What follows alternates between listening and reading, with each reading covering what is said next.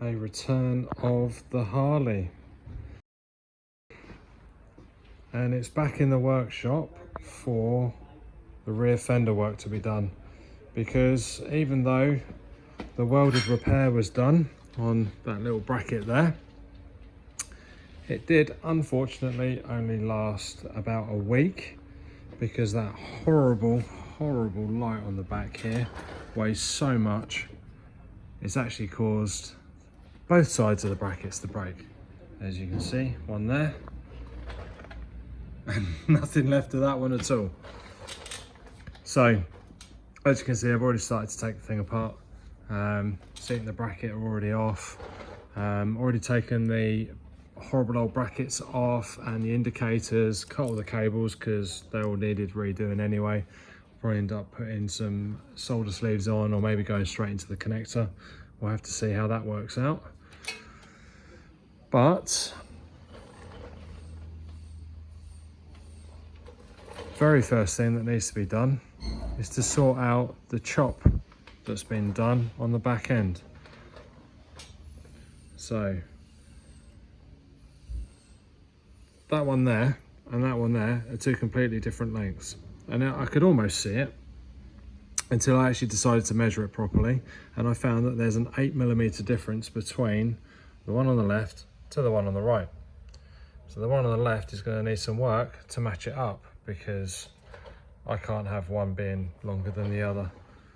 That would do me in, and it's going to do me mate in as well. So that's going to get done, which obviously means that we're going to have to put a little bit of spray work into it as well to get it all nice and fresh and black again. So that's really going to be the first thing to crack on with. And then, as you can see, I've decided to put some tape over the fender, and that's going to allow me to make some draw marks. Use a Sharpie, try and draw some designs on there, see if I can get something looking a bit better. I'm going to reutilize this old one for the time being.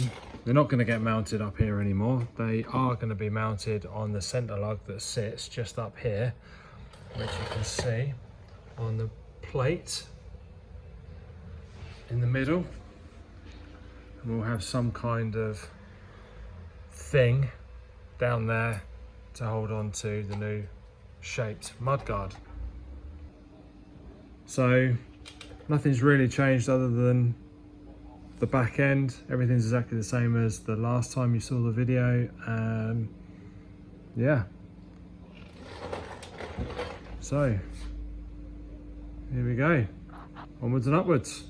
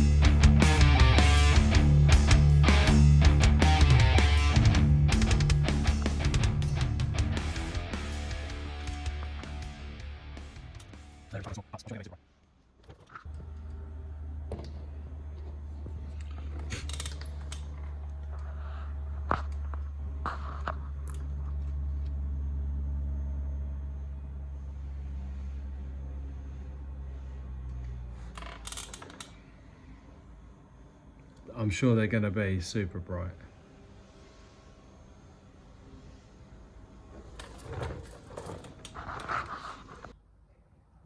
Okay, so that's the primer laid in. Waiting for that to go off a bit. Then I can start rubbing that down and getting ready for the black, etc. So all wrapped up. While that's been going on, I've taken that out of that and cut a massive great chunk off the back fender. That there weighs more than the whole rest of it. So shaved all the other lugs off, and now I'm going to keep working it, keep reshaping it until I get to something that looks good and works well. But obviously can't do that until I can actually put it up against the Harley. So for now, work stop on that till the paint's sorted, then we can carry on. Nothing's bolted in at the moment because obviously I still need to do the electrics under here. I haven't done that for obvious reasons. But yeah, here we go. So your new back end. Still got a stay to put in here, which is basically going to be that rod will go in down there. That'll get sprayed up, that'll be black as well. I'm not sure what length that needs to be yet, so hence why I've not done that yet, because I think there's going to be a little bit of movement here to sort out, but it's all bent into a shape that I think suits it a bit better. Kept the glide around there because obviously you've got this gap here. You can see the paint now, paint's all done. And the same on that side. Obviously I've got some painting to do on the mudguard. Grinding it, and the heat and the paint don't mix, not to mention the fact that there's bare metal which we've got to cover anyway. So what it's going to do is just run a strip all the way around the edge of fresh paint, so the orange isn't quite going to meet the end anymore, but you know, we can make it look like that's intentional. And I might try have a go at plug welding that, because that's in the wrong place for the new stay, it's too far back. But yeah, I think it's looking miles better. Much better. Let me try and get a good video shot of that. There you go. Bearing in mind the bike is jacked up, so the gap between the tyre and the mudguard is going to close a little bit more, but I mean that's much better, isn't it? I mean, yeah. Right then, so the work that was done was more stuff on the back end to completely change the rear fender and lighting. So a little bit of electrical to do. We are now using the Moto Gadget Blaze indicators, stop lights and all that good stuff. They are absolutely tiny, but they are super bright. Fantastic they are. One on each side, obviously. We've done a bit more of a tidy up work on the bits here that were cut off. There was an 8mm difference, and now there's no difference. And then obviously we have completely changed the mudguard, sprayed it back up again. So created our own little shape for that.